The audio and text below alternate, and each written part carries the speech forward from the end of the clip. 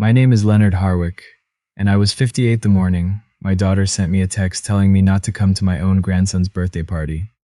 I was in the basement when my phone buzzed. I had a half-finished circuit panel in front of me, old wiring from the 1970s that I'd been meaning to update since I moved back into the house full-time after my wife passed. I wiped my hands on my work jeans and picked up the phone. My daughter's name on the screen. Something in me still softened at it, even then. Oliver's turning 5 on Saturday. We're keeping it small this year, just Donovan's family. Hope you understand. I read it once, then again. Then I set the phone on the workbench and stood there in the basement listening to the furnace run. Hope you understand. As if it were a scheduling conflict. As if my 5-year-old grandson's birthday was a meeting I could reschedule for next quarter. I didn't call her back right away. I picked up my wire strippers and I finished the panel. My hands knew what to do even when my head didn't. Before I take you further into this story, take a moment to like and subscribe. And tell me in the comments, where are you watching from? And what time is it where you are? I'd love to know who's sitting with me right now. Because somewhere over the Rockies, weeks after that text, my phone lit up with 23 missed calls from the same daughter who had just told me my grandson's birthday was none of my business. Let me take you back. I was 29 when my wife and I bought the house on Clover Road in Mill Haven, Ohio. A 2-story colonial with a cracked driveway and a backyard big enough to matter. I'd just gotten my journeyman's card through Local 38 of the Electrical Workers Union. My wife was teaching 3rd grade. We had our daughter, who was 2. Our son Vincent came 3 years later. For 17 years, I ran wire in commercial buildings and residential rewires all over the county. Worked overtime whenever it came. I didn't miss a school play, didn't miss a single parent-teacher conference. I coached youth soccer for 9 seasons even though I barely understood offsides. My wife got diagnosed in her early 40s. Pancreatic cancer. By the time we knew, there wasn't much the doctors could do except buy time, and they didn't buy much. She died on a February morning 11 years ago, and the kids and I carried on the way you carry on when you have no choice. Vincent was 14. My daughter was 17, about to start her senior year. I want you to understand who I was to my children before any of this. I am telling you this not to make myself a hero, because I wasn't one. I worked too late and I forgot things. And there were months where the dinner table was quiet, in a way I didn't know how to fix. But I was there. Every morning, every pickup, every deadline. I drove my daughter to 6 college campus tours in one summer because she couldn't decide and I wanted her to take the time she needed. The spring she got into Ohio State, she cried in the kitchen and said we couldn't afford it. Room and board on top of tuition was going to break us.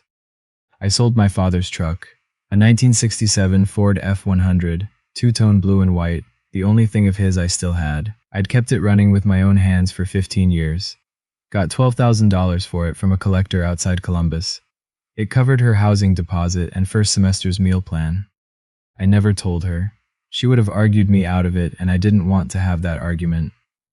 Some things you do because they're the right thing, and the moment you announce them, they become about you, instead of about the person you did them for. I didn't do it to be owed. I did it because she deserved to go. She graduated in 4 years. I sat in the 3rd row of Ohio Stadium, in a folding chair in the rain, and I was the one clapping the loudest. I mention all this so you understand what the birthday text cost me. Not the party. The party was just a party. What it cost me was the reminder that 22 years of showing up can be quietly filed away and forgotten in 7 words. The filing had started 3 years earlier. That was when Donovan arrived. My daughter brought him to Sunday dinner for the first time in the fall. He worked in commercial real estate development in Columbus. Broad shoulders, firm handshake, nice watch. He looked around the house on Clover Road with the careful eyes of a man assessing square footage. "This is a great neighborhood," he said, in a tone that meant he was surprised it was as nice as it was. He asked what I did. I told him I was a union electrician, 30 years in. "Retired?" he asked. "Semi," I said. "I still take side work." He nodded like I'd confirmed something he'd already suspected. He was never rude. That's what I want you to understand. He was never once rude to me in the 3 years I watched him work. He was warm and articulate, and he always shook my hand on the way out. But there were comments, small ones, always with a smile. A remark about my truck being reliable for its age. A question about whether I'd thought about downsizing the house now that it was just me. A suggestion, one Easter, that maybe we should try something new this year rather than the same ham and potato salad routine I'd done since the kids were little. Tradition is tradition, I said. Of course, he said, smiling. I just wonder if we could elevate it a little. Elevate. He used that word about my Easter dinner. The first Christmas after they got married, he organized the whole thing. His parents flew in from Scottsdale. His siblings, their spouses, their children took up the living room and dining room and half the kitchen. I sat at the far end of the table and watched my daughter move through her own home, like a woman auditioning for a role she'd already been cast in. I told myself it was just the holidays. I told myself I'd adjust. The adjusting kept going in one direction. The calls thinned out. My daughter used to call on Sunday evenings. Then it was every other Sunday. Then it was only when she needed something, to double-check a recipe, to ask if I had a spare drill bit. Each time I told myself the same thing: she's busy. She has a life. Don't be the kind of father who becomes a weight. I said that so many times I started to believe it was wisdom. It wasn't. It was just a way of swallowing the distance without naming it. Oliver was born 2.5 years into the marriage. I drove 3 hours to the hospital the night he arrived. I held him while my daughter slept and counted his fingers the way I'd counted hers. He had her nose in his father's forehead. And for about an hour in that hospital room, everything felt like it was going to be all right. For the first year, I saw him often. Then the visits started getting managed. Donovan has a work thing that weekend. Oliver just got over a cold. We don't want to expose anyone. We're heading to Scottsdale to see his parents. Can we do the following week? The following week would come and go, and we'd land on the week after that, and by the time I'd see my grandson, a month had passed and he'd grown and I'd missed it. I promised him a treehouse. He was 4 when I promised it. We were standing in my backyard, and he was staring up at the oak tree by the fence, the one that's been there since before I bought the house. "Grandpa, you could build a house up there," he said. "Like a little house." I told him that was exactly what we were going to do. We shook on it. He insisted on a handshake. 4 years old, small, serious face, extending his hand like a little businessman. Every time I brought it up after that, there was a reason it couldn't happen this weekend. Assis had soccer. Oliver had a birthday party. Oliver was tired. Donovan was working. I gradually understood that the reasons weren't really about scheduling. The reasons were the point. I tried once more, directly. I called my daughter on a Wednesday afternoon and asked if Oliver could spend a Saturday with me. Just the two of us, so we could at least get the lumber list figured out. There was a pause. I heard Donovan's voice in the background. Not the words, just the tone. Low even, the way he talked when he was redirecting something. Then my daughter came back on. "Dad, maybe we wait until spring. Things are really hectic right now." Her voice had gone careful the way it did when she was reciting something she'd been told to say. "That's fine, sweetheart," I said. "Whatever works best." I hated myself for saying it. Same line I'd been using for 2 years and it hadn't worked yet. The birthday text arrived 6 weeks later. And that was the last time I told myself it was fine. I want to pause here, because this next part is the part I still have to take slowly when I tell it. If you've ever been the parent standing outside a door you helped build, wondering how you ended up on the wrong side of it, I think you already know how the basement felt that morning. Do me one favor before we go on. Hit that subscribe button so stories like this one don't stay invisible. And tell me in the comments, have you ever had to choose your own self-respect over someone's approval? I read every single one. Now let me take you to the letter. 2 days after the birthday text, I got a piece of mail I almost threw away without opening. It had the logo of the Greater Millhaven Community Foundation embossed in blue on the upper left corner, and I assumed it was a fundraising ask. I got those twice a year. It wasn't a fundraising ask. The woman who ran the foundation, her name was Gwendolyn Reardon, and she had been running it for 15 years, had written me a letter by hand. Real stationery, real ink. She wanted me to be the recipient of their annual Cornerstone Award at the Spring Gala. I stood in the driveway reading it. The Cornerstone Award, she wrote, honored people who had made sustained, quiet contributions to the life of the community. She listed what I'd done. 22 years of weekend volunteering with the local Habitat for Humanity affiliate. I'd helped wire 61 homes. The tool library I'd stocked and maintained for 12 years in the back of the Union Hall. so apprentices who couldn't afford their own equipment could borrow what they needed. And the fund. The Leonard Harwick Fund. I'd tried to keep my name off it, but they'd put it on anyway, which had covered the cost of licensing exams for 43 young electricians from low-income households over the past 9 years. Exam fees, code books, the occasional bus pass to get to the testing center. I'd started it, because when I was 24 and broke, a man named Carl from the local had covered my exam fee out of his own pocket and told me to pay it forward when I could. I had been paying it forward ever since. I had never mentioned any of this at my daughter's dinner table. Not once. It had never come up, and I had never brought it up. The work was the work. It didn't need an audience. I called Gwendolyn and tried to decline. She didn't accept that. The gala was on a Friday, she said. My plans were for Saturday. Come Friday, she said. The whole town wants to say thank you to your face. Don't rob them of that. I sat with the phone a long time after we hung up. 43 young electricians, 61 houses wired, 12 years of tool loans. My daughter had no idea. I've thought about that a lot since. Not with bitterness. I need you to understand that. I never told her, because it was never meant for her to know. But standing in my kitchen that afternoon, I realized she had built an entire understanding of who I was from the surface of me. A semi-retired electrician in an aging house who drove a 10-year-old truck and served ham on Easter. She had never asked about the rest, and I had never offered it. We had both, I think, gotten exactly what we'd settled for. That night I called Vincent. My son lives in Denver now. He teaches high school shop class, which still makes me smile every time I say it.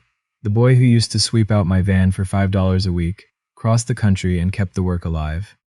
He picked up on the second ring, late in Denver, but he doesn't mind. Something happened, I said. I told him about the birthday text. I kept my voice level. It's a habit and a flaw both. He was quiet for a moment. Then he said, "Come here for Christmas, Dad. Let them have their quiet holiday. Come be with me." "You've got your own life out there," I said. "You are my life, old man. Don't make me say it again. Book the flight." So I did. Right there at the kitchen table, him on speaker, I bought a ticket. Denver direct, Christmas Eve. Before I left, Oliver called me. He'd found my number on my daughter's old tablet and figured out how to make a video call. His face filled the whole screen, too close the way kids always hold a camera. "Grandpa, are you coming for Christmas?" I chose my words the way you choose footing on wet ground. "Not this year, bud. I'm going to visit Uncle Vincent way out in Colorado." His face fell, but the treehouse. "The treehouse is still happening," I said. "I promised you."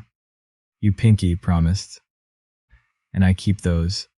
He looked down and back up and lowered his voice like we were sharing a secret. "Grandpa, why doesn't Dad want you to come over?" My chest went tight. "What makes you say that?" "I heard him tell Mom that you always make things weird." His voice wobbled. "Are you mad at me?" "Never," I said. "Not once, not possible." He almost smiled. Then I heard footsteps somewhere behind him, a door, and his eyes went wide. He said he had to go and the screen went black. I sat there in my kitchen for a long time. I decided right then that the treehouse wasn't optional anymore. That was the thing I wasn't going to give up. Not a seat at a holiday table, not a spot on a Christmas card. The treehouse, the handshake, a 5-year-old extending his hand like a little businessman. That was the thing worth more than keeping the peace. The Friday before I flew out, I went to the gala. Millhaven Civic Center was full when I arrived. Round tables, white tablecloths, string lights strung along the ceiling beams, maybe 200 people. Gwendolyn met me at the door in a blue dress and steered me to a front seat before I could talk myself out of staying. Then she went to the podium and started talking about me, like I wasn't sitting right there. She talked about the houses. A man in the 4th row stood up and said his daughter's first home had been one I'd helped wire, and he'd never known who did it until tonight. Then a woman stood, then another. A man near the back held up his union card and said the Harwick Fund had paid for his licensing exam 7 years ago. He now ran his own electrical crew with 4 guys under him.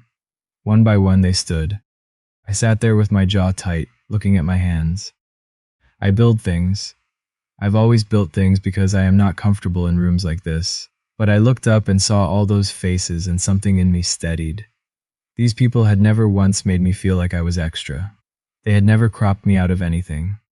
Gwendolyn called me to the podium. The whole room rose. I am not a man who cries easily. but the lights up there were very bright.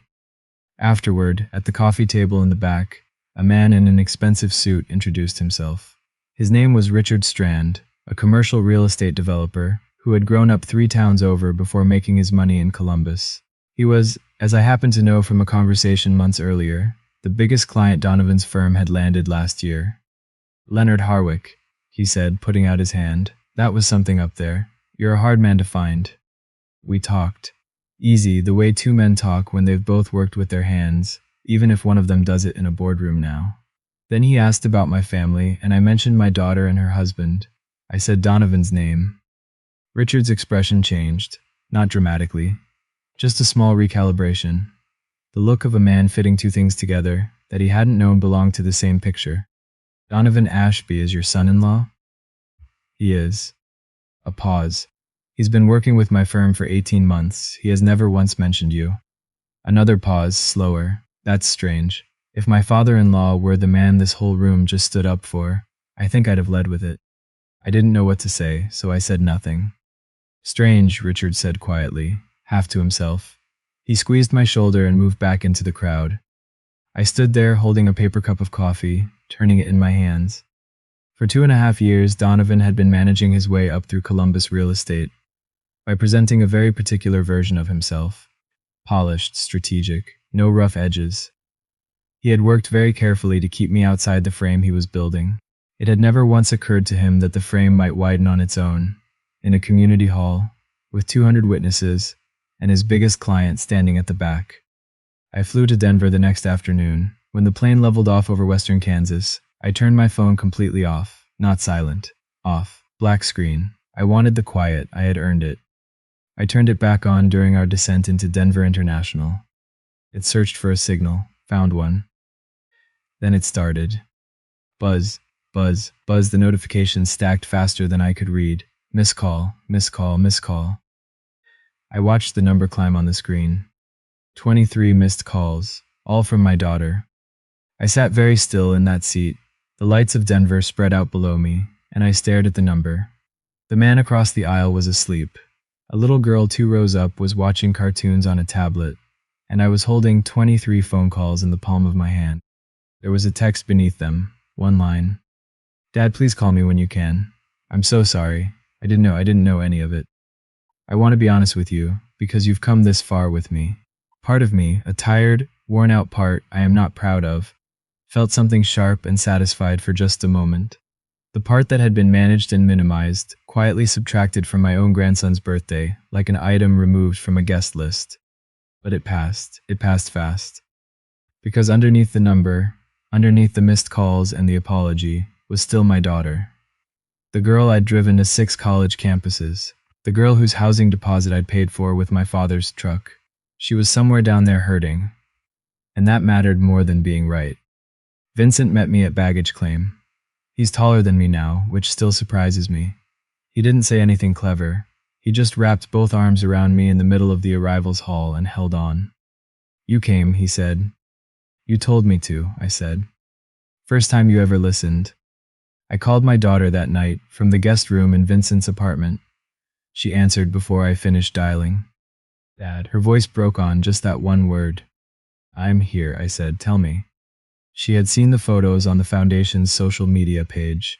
Someone had posted the whole evening, Gwendolyn's speech, the people standing, my name on the banner above the podium, and underneath the posts, the comments had kept coming through the night.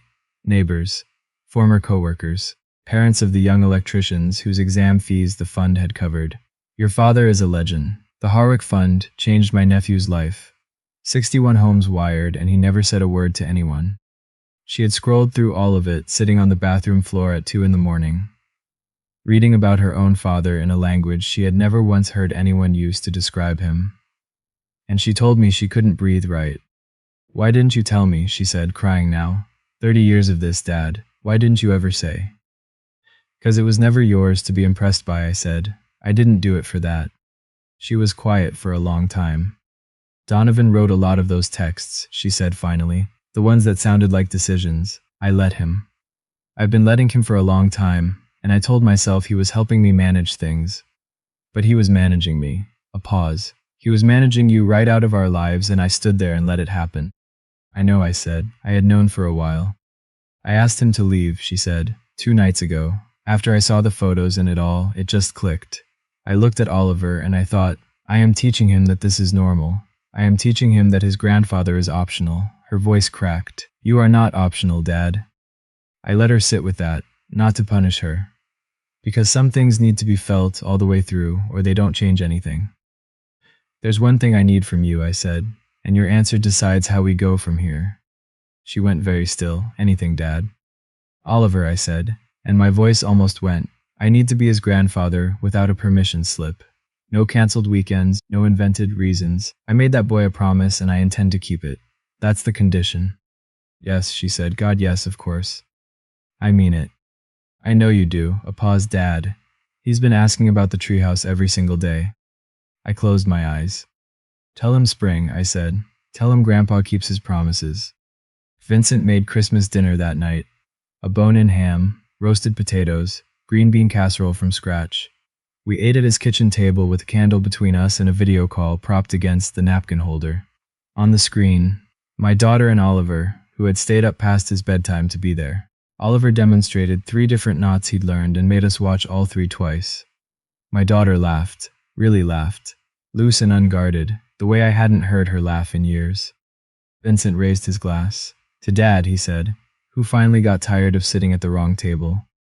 I couldn't answer that. I just lifted my glass and nodded. Later, doing dishes, he bumped my shoulder with his elbow. You've been building things for this whole town for 30 years, Dad. You just forgot to build anything for yourself. I told him I was working on it. Richard Strand, it turned out, had been paying attention. I heard later through a contact at the Union Hall that he'd had a conversation with Donovan the week after the gala. The details I won't pretend to know entirely, but I know that a contract that had been quietly assumed as a sure thing quietly became less sure, and I know that in the world Donovan had spent years climbing, a world built entirely on how things appeared. The look of a man who had hidden his own father-in-law from the people he most wanted to impress was not a favorable one. Appearances were the only currency Donovan truly understood, and a crack had opened in his by no hand of mine. I had made no calls. I had said nothing to anyone. I went to a dinner where people wanted to thank me, and I let myself be thanked. That was all. Everything else took care of itself. Spring came the way it always does in Ohio. Slowly, then all at once. My daughter drove up with Oliver for a long weekend in April. We cleared the backyard on Saturday morning, and I unfolded the treehouse plans I'd sketched out months earlier, worn soft at the creases from too much handling. We built it. Cedar framing, pressure-treated floorboards, a rope ladder, a small window on the south side so he could see the whole yard from up there. He sanded the railings until his arms gave out, and he never once complained. He learned to measure twice before cutting. He got a blister on his right palm and showed it to everyone for the rest of the weekend, like it was a badge of honor. We talked while we worked, the way you can only really talk when your hands are busy. He told me about school, about a best friend who'd moved away, about missing his dad some days, even knowing everything he knew. I told him it was all right to have complicated feelings about people.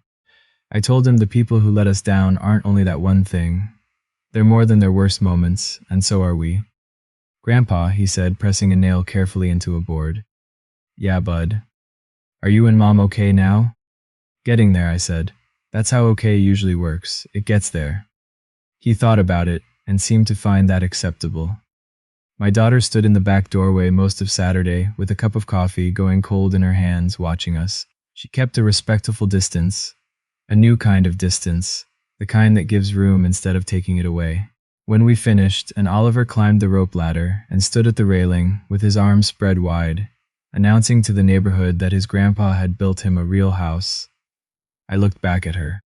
We built it, I called up to him. We built it, he corrected louder for the whole street. My daughter caught my eye over the top of his head. She didn't say anything grand. She just held my gaze for a moment, and that was enough. Here is what I know now that I didn't know 2 years ago. For a long time, I thought the quieter I made myself, the safer I'd be. I thought if I never pushed, never asked, never took up space, I hadn't been handed permission to take. They'd have no reason to leave me. I had it exactly backward. All that quiet just made me easy to subtract. I was a variable they could move around without resistance, and I kept offering them that option with both hands. The moment I stopped offering it, everything shifted. Not because I made a plan, not because I said anything clever or landed any blow. I went to a room full of people who were glad to see me, and I let myself be glad in return. And the truth of who I actually was, of what I'd been doing quietly for 30 years, while nobody in my family bothered to ask, did the rest entirely on its own. You don't have to scheme to reclaim your dignity. You don't have to make anyone pay. You just have to stop hiding in the corners other people have built for you. If someone in your life treats your presence as optional, believe them, then go find the people who would feel your absence. They're out there. I am telling you, they are out there. Mine was in Denver with a ham in the oven, and the other one was 5 years old, standing on a treehouse platform with his arms out, announcing to the backyard that his grandpa kept his promises. I do. I always will. Last thing. It was a July evening, the light going long and gold over the backyard the way it does in Ohio in summer, and Oliver and I were standing at the oak tree. He'd strung a set of solar lights along the treehouse railing while I wasn't watching. Did it himself with the lights from my garage and a stepladder he absolutely should not have used alone. He was so proud I couldn't even be angry about the stepladder. He climbed up and switched them on just as the sun went down. Little lights all along the rail, glowing warm against the dusk. My phone buzzed in my pocket. I almost didn't check it, but I did. A photo from my daughter. She'd rearranged the dining room. New curtains. The chairs she'd been talking about for a year. A tablecloth I recognized as my wife's. And at the head of the table, pulled slightly out from the rest, was one empty chair. A handwritten card propped against the back of it. Your seat, Dad, always. I stood in the grass and looked at that photo for a long time. Then I typed back the only thing there was to say. I'll be there Sunday. And I meant it. Because this time it wasn't a seat I had begged for, waited to be assigned, or squeezed myself into sideways. It was a seat someone had set and saved and pulled out because they wanted me in it. There is a world of difference between those two things. I spent years not knowing which one I was sitting in. I don't make that mistake anymore. Now let me step out of the story for just a moment before we go. If anything Leonard carried tonight felt familiar to you, leave one word in the comments. Worthy. Just that one word, so I know you made it here with me all the way to the end. Give this video a like and subscribe, because next week I have the story of a grandfather who was quietly removed from his granddaughter's college fund by her own parents, and didn't find out until graduation day. You will not believe where that one ends up. Check the description for that video, and a few others I think you'll want to sit with. Thank you for being here tonight, friend. There's always a seat at this table for you.